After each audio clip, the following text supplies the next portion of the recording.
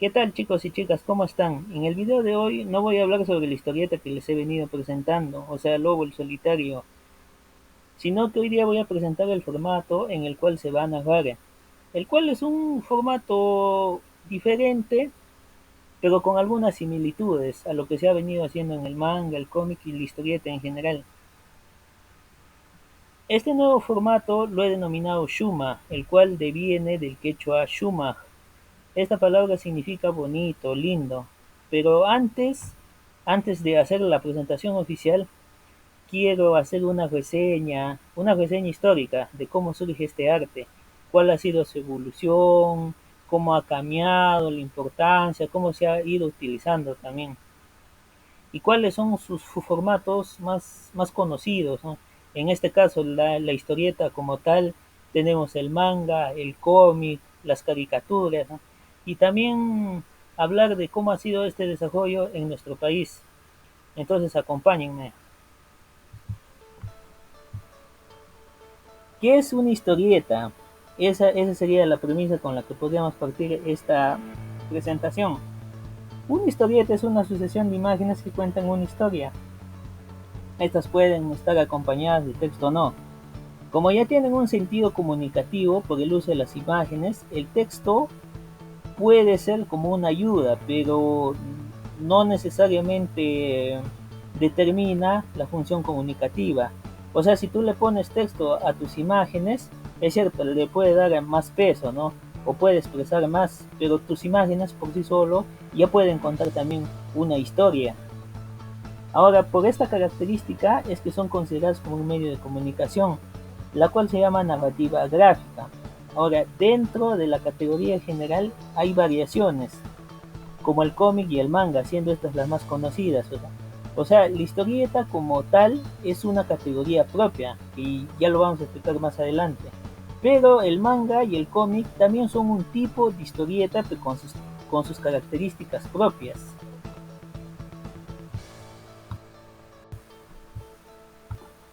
Con todo lo descrito anteriormente, vamos a analizar. Acá vemos dos viñetas. En las dos viñetas se presentan dos gráficos. En la primera vemos a Mafalda con su amiguito o su hermanito, no estoy muy bien al tanto quién es.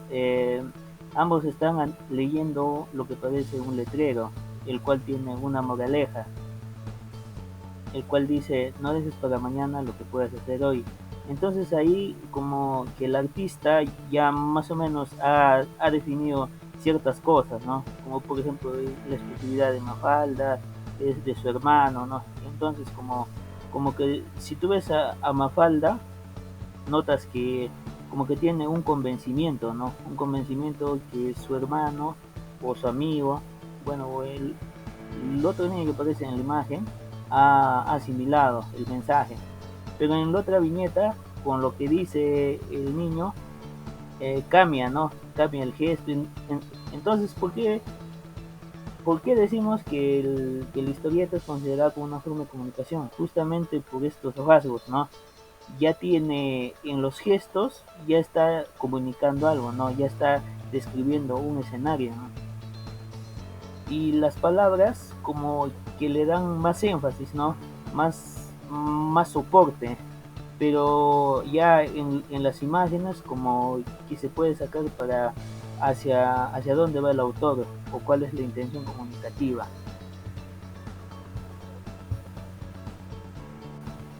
Bien, ahora vamos a ver una breve reseña histórica de las historietas. Una característica de nuestra especie es que siempre ha necesitado plasmar sus vivencias o actividades en arte, y esto lo podemos ver en las escenas del arte rupestre. Ahora, con la aparición de las civilizaciones,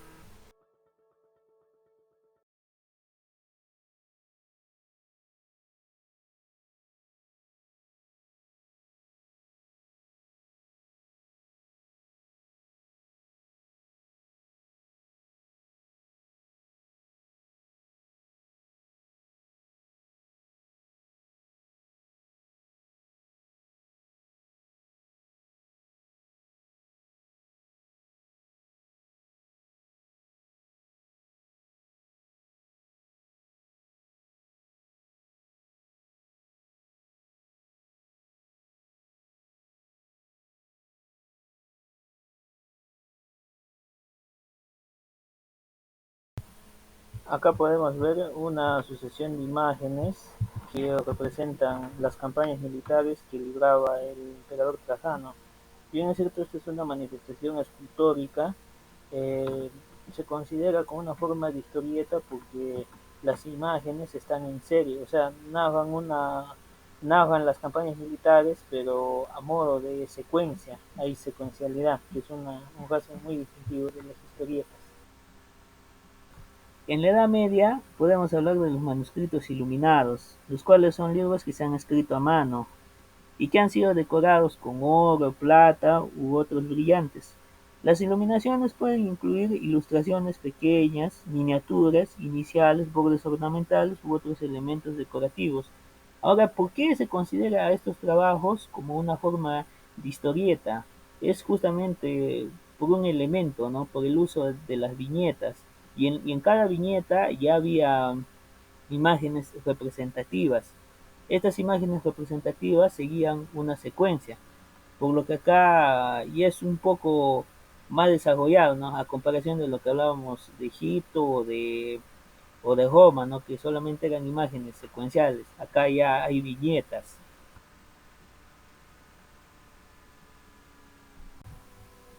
Con la aparición de la imprenta se van a masificar este tipo de trabajos, ¿no?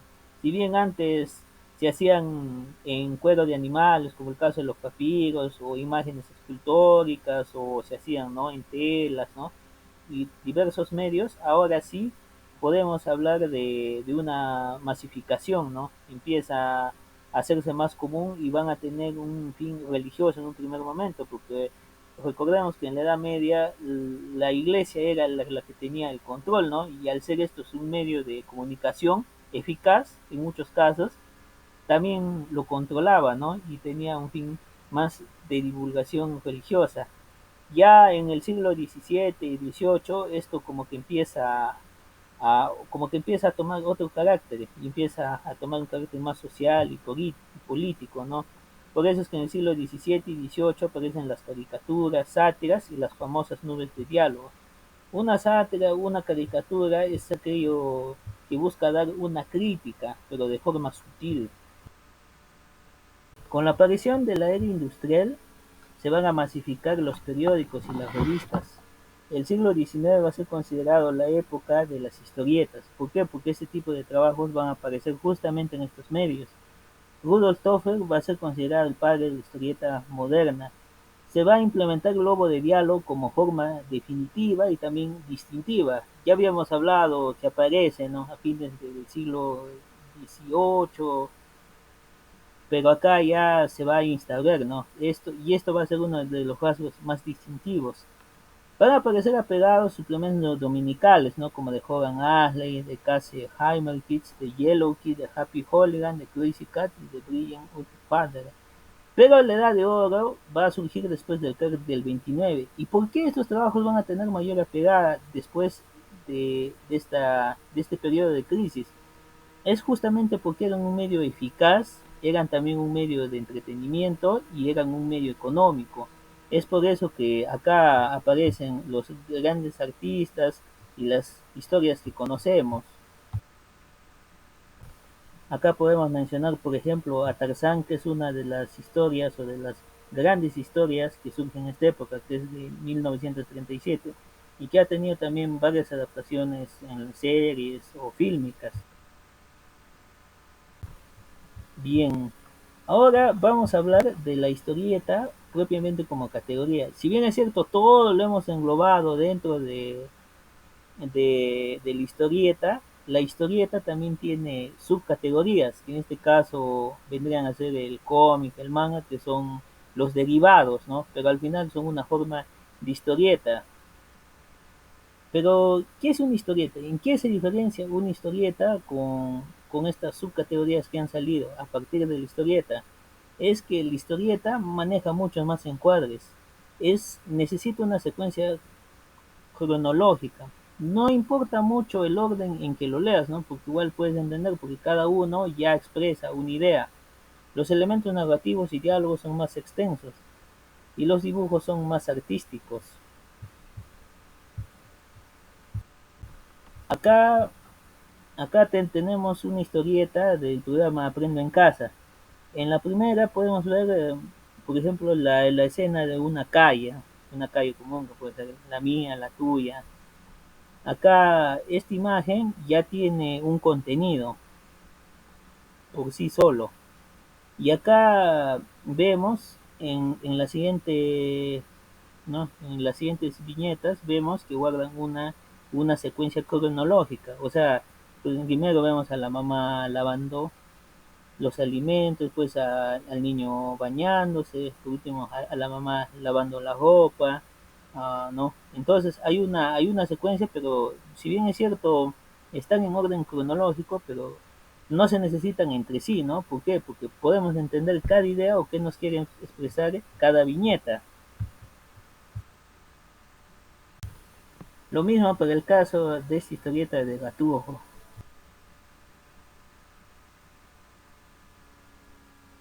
En el caso del cómic, bueno, si nos referimos al origen de la palabra, viene de lo que es cómico o de gracia. ¿Por qué? Porque antes se solía relacionar mucho, ¿no? Por la forma del dibujo, por la forma, todo, ¿no? Acá tenemos que requiere pocas viñetas, ¿no? No necesita necesariamente una secuencia cronológica. Sus elementos narrativos van a ser cortos y sus dibujos generalmente más caricaturescos. En este cómic sobre la epilepsia nos podemos dar cuenta que las viñetas son más cortas, tiene menos uso de viñetas, también los personajes son más caricaturescos.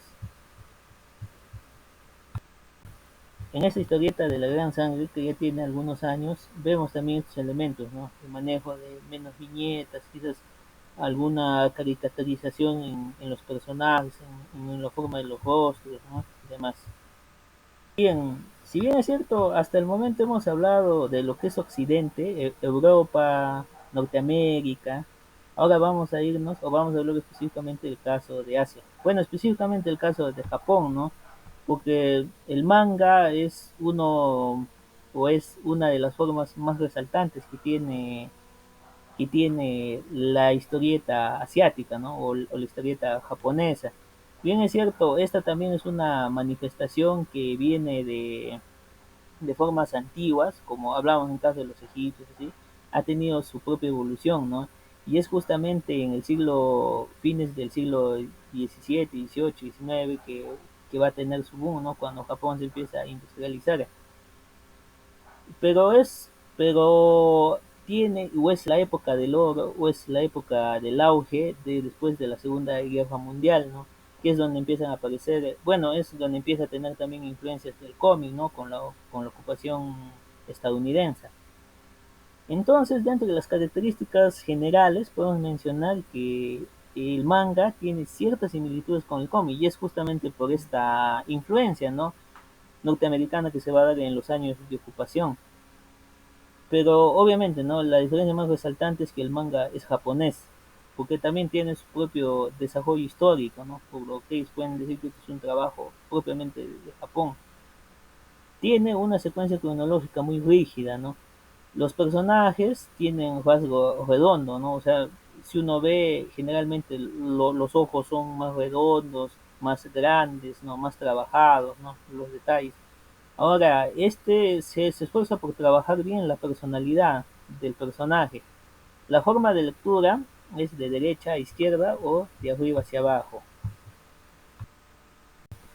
Acá podemos ver el manga de Naruto, ¿no? Que es justamente una de mis obras favoritas, ¿no? Acá podemos ver la llegada de Naruto a la aldea y justamente ver todo el destrozo, ¿no? ¿Y cuál es lo más representativo? Justamente lo que les comentaba anteriormente. Por ejemplo, los rostros son mayor trabajados, son más redondos, los ojos son más grandes. También hay una preocupación por trabajar más la personalidad del personaje, ¿no? Hay otro rasgo que me estaba olvidando de mencionar, es que los mangas generalmente vienen a blanco y negro, casi todos son así, solamente utilizan los colores para ediciones especiales. Acá vemos a otro manga que combina a diferentes personajes, One Piece, Bleach, Full Alchemist Metal, Naruto y uno más que no reconozco cuál es. Bien, como lo mencionábamos al inicio, la historieta no ha sido algo único, o sea, no ha sido una creación o invención de un solo pueblo, ¿no?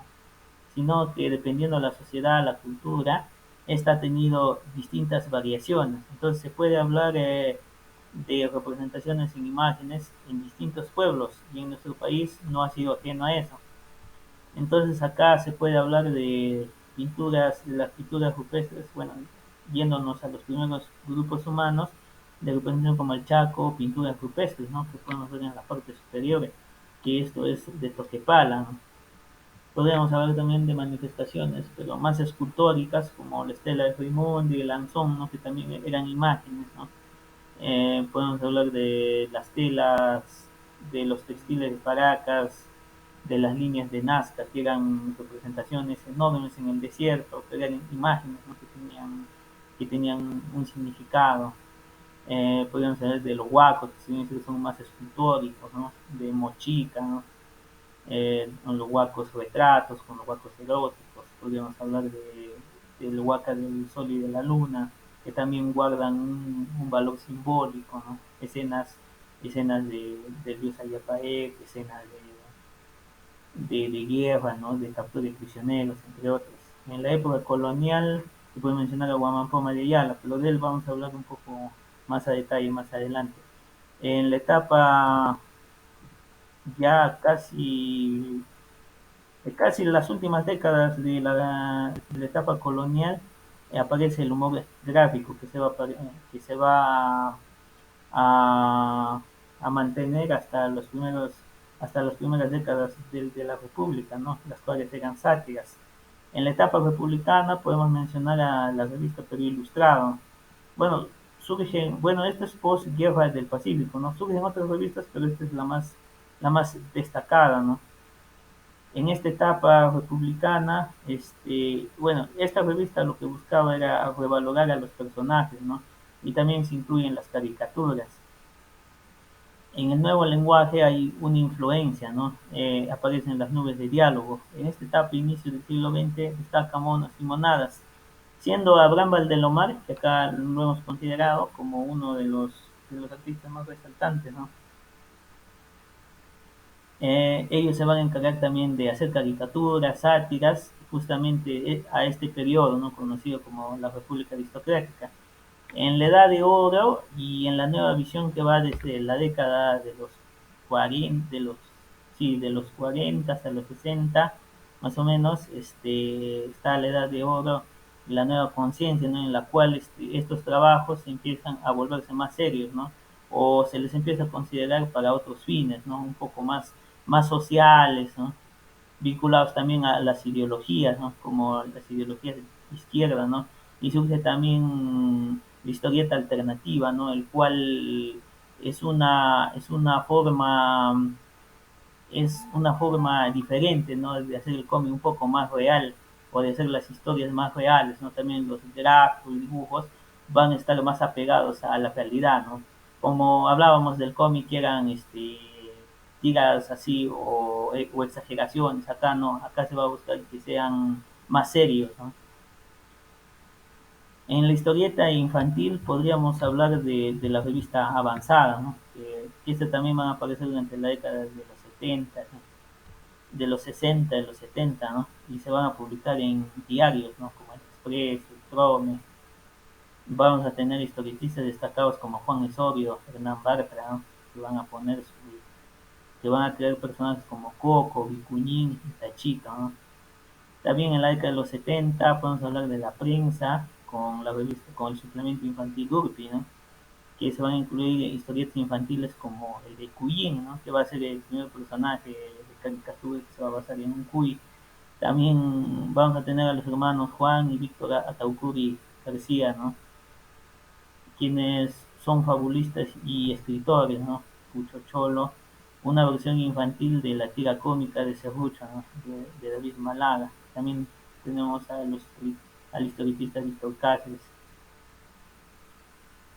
Y ya en la década de los 80 va a aparecer el suplemento infantil que acá a historietistas, esta vez a los hermanos Atauturi García, ¿no? Los abanderados, que van a ser los abanderados de la historieta infantil. Van a publicar durante un año una serie de historietas basadas en visión futura, ¿no? Que va a ser un suplemento infantil publicado en la revista Visión Peruana, ¿no? Que va a ser dirigida por ese tiempo por César Hildebrand.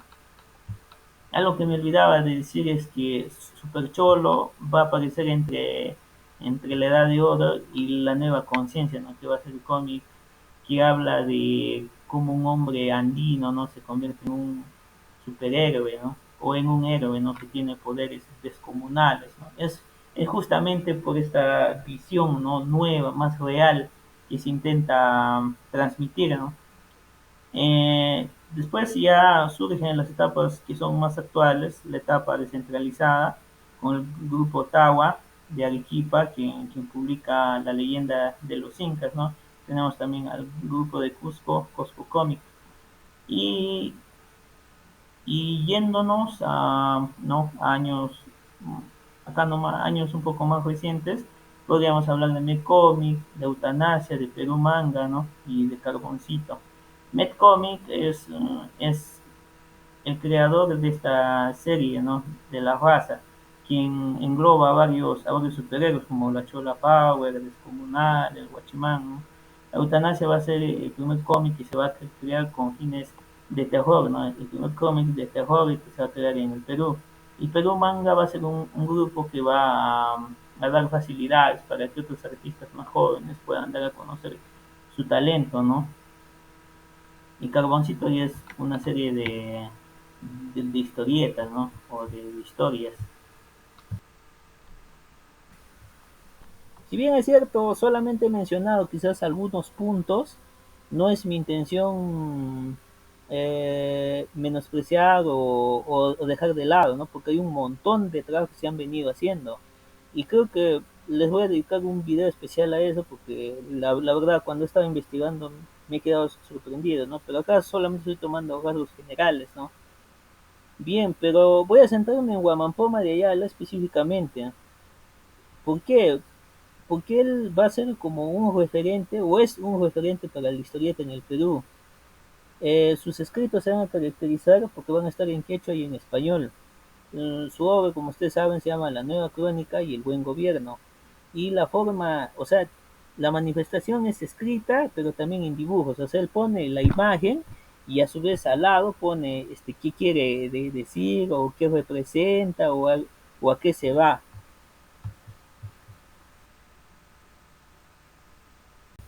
Bien, ahora con todo lo que he venido explicando más o menos, como que nos ayuda a tener una idea de qué es una historieta, y nos va a ayudar para explicar qué es el Shuma. El Shuma, como les dije al inicio, es un tipo de historieta, pero que a diferencia de sus contrapares o de sus, ¿no? de los otros formatos, tiene también sus particularidades, pero también tiene influencias. Bueno, el Shuma proviene del quechua Shumak, que significa bonito. Eh, Tiene influencia en la forma narrativa del cronista Guamapoma de Ayala. El shonen es un tipo de historieta el cual también tiene influencia del cómic moderno y del manga. Del cómic tiene el manejo de las viñetas cortas, o sea, usa menos imágenes, pero tienen un sentido explícito y se lee de izquierda a derecha.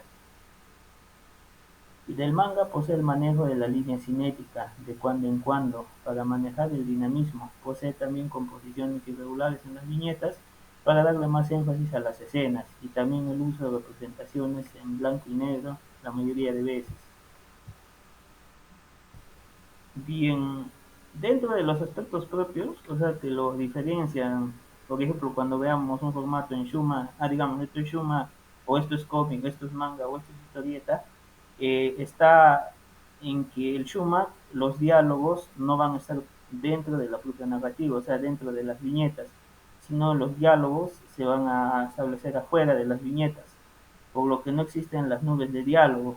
De repente, esto es un poco contradictorio porque la historieta desde sus inicios, o más o menos desde fines del siglo XVIII, inicios del XIX, siempre ha poseído esta característica, ¿no? Pero también este formato como que es una experimentación, ¿no? A ver, veamos cómo le va, ¿no? Otro aspecto que tiene es que va a manejar un carácter explícito e implícito. El carácter explícito es mediante el juego de imágenes y viñetas, y el implícito es mediante el uso de recursos narrativos de forma escrita y figuras literarias para potenciar la capacidad creativa e imaginativa del lector y que éste cree su propia secuencia narrativa. Agranda o disminuye las viñetas según la conveniencia narrativa.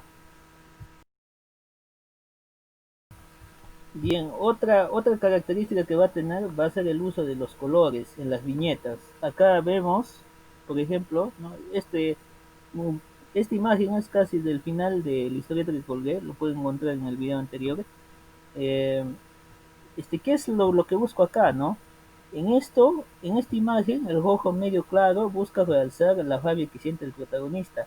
O sea, el Shuma más lo que le importa, más que el fondo, le importa la forma, ¿no? Porque la forma también sirve para narrar una historia. En este caso, este color rojo medio claro simboliza la ira, ¿no? La cólera que se está empezando a acumular en el protagonista, ¿no? Que en este caso es Lobo. Otra característica es el uso de efectos de imagen. En este caso podemos ver, por ejemplo, como un manejo de la tinta, ¿no? Como un manejo así desigual de tinta, lo cual crea como un aspecto un poco oscuro, ¿no? Un poco confuso, que es propia de una escena de soborno, ¿no? Que en este caso es lo que he querido representar.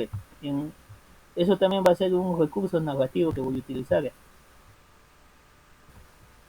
Otra característica es el uso de efectos de imagen. En este caso podemos ver, por ejemplo, como un manejo de la tinta, ¿no? Como un manejo así desigual de tinta, lo cual crea como un aspecto un poco oscuro, ¿no? Un poco confuso, que es propia de una escena de soborno, ¿no? Que en este caso es lo que he querido representar.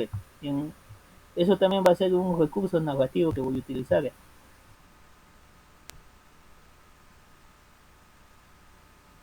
Bien, ahora voy a hablar de más o menos cómo va a ser su forma temporal, o bueno, es la primera forma.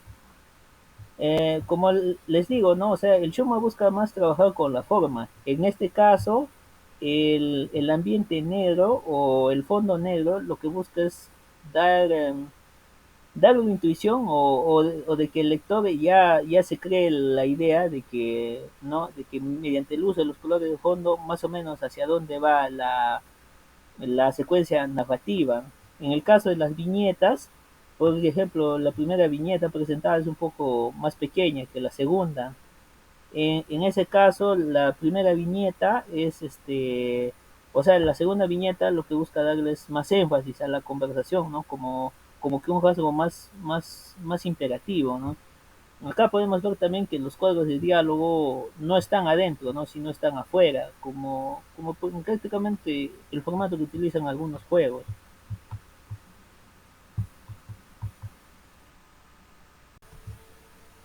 Bien, acá veríamos como una forma un poco más detallada, ¿no? Si bien es cierto, las conversaciones van a estar afuera de las viñetas, van a haber viñetas que solamente van a ser de conversaciones, como la viñeta anterior. En ese caso, voy a manejarlo por medio de la numerología, ¿no? O sea, por ejemplo, en esta primera viñeta hay una conversación, entonces esto es uno. Si en la siguiente viñeta, que es la escena donde están subiendo al taxi, hubiera otra conversación, esa sería dos. Y si en la siguiente, que es una sola viñeta, por cierto, o sea, si bien es cierto, aparecen dos cuadros, pero pertenecen a una sola viñeta, esto sería 3. Es por eso que pongo estos números. Estos números son para saber cuál es el número de viñeta al que pertenecen. Entonces acá podemos ver que esto pertenece a la primera viñeta. Entonces esta conversación es de la primera viñeta. Acá otro rasgo que podemos ver es ya ahora para las escenas que no tienen conversación, como esta escena donde están subiendo al taxi, voy a utilizar los recursos de la crónica, de lo que les decía, ¿no? La influencia de Huamampoma de Ayala. Esta crónica va a estar narrada en tiempo pasado. Esto no pretende ser algo implícito, o mejor dicho, explícito, ¿no? O sea, no pretende decirte lo mismo que ya estás viendo, ¿no? Sino pretende meterte rasgos diferentes a lo que estás viendo, ¿no? Quizás, qué es lo que sienten en ese momento los personajes, o, o qué hacen después de subirse al taxi, ¿no? Entonces, por ejemplo, ¿no? Acá suben al taxi de forma rauda. Mientras van, recorren la ciudad y cambian rápidamente de zonas más habitadas a menos habitadas. Entonces acá más o menos nos podemos formar, ¿no? Por qué zonas están yendo, ¿no? Y acá también, ¿y para qué más me va a servir este recurso, ¿no? Para hablar también de las emociones, de los sentimientos que pueden estar sintiendo los personajes, ¿no? Y que no aparecen, ¿no? Lobo se siente inquieto, molesto consigo mismo. Entonces eso es más o menos cómo se va a manejar esto, ¿no? Si tienen más sugerencias o cómo darle más énfasis o mejorar o hay algo que no les guste o que no les queda claro, con confianza, ¿no? Escriban en los comentarios.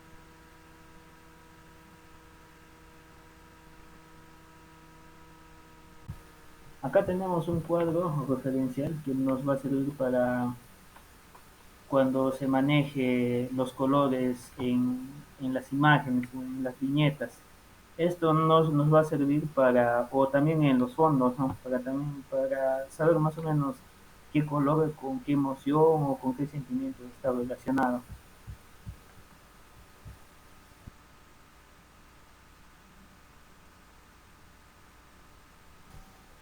Nada, no, ya para finalizar, agradecerles, ¿no? Por llegar hasta acá y mencionarles que siempre se van a presentar dos versiones, una narrada y otra escrita.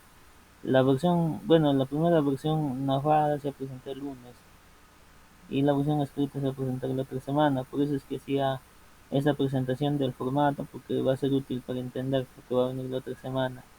Y nada, no, agradecerles a todos y pedirles comprensión, ¿no? Porque hoy estoy empezando esto y hay muchas cosas que afinar. Nada, ¿no? Y un saludo especial a todos los que están sumándose, especialmente a mi amigo Fernando que me ha facilitado información para este material y a mi amiga por el apoyo emocional. Bueno, nos vemos hasta la próxima. Chau.